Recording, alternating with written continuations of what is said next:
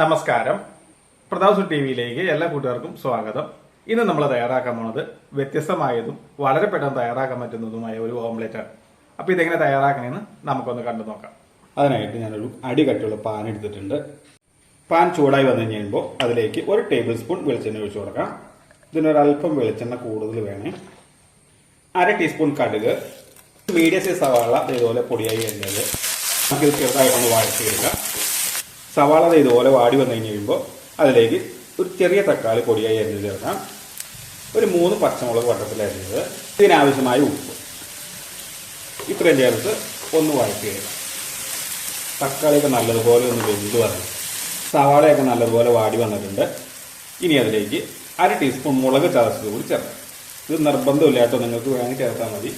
ഒരു നുള്ള് മല്ലിയില അരിഞ്ഞത് ഇതുകൂടി ഒന്ന് വാട്ടിയെടുക്കാം. അപ്പോൾ അതെല്ലാം നല്ലതുപോലെ വാടി വന്നിട്ടുണ്ട്.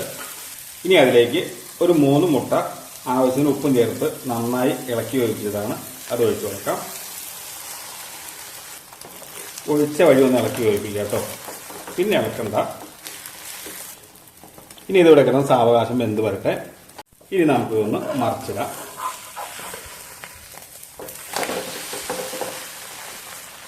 അപ്പോൾ നമ്മുടെ സ്വാദിഷ്ടമായ ഓംലെറ്റ് തയ്യാറായിട്ടുണ്ട്.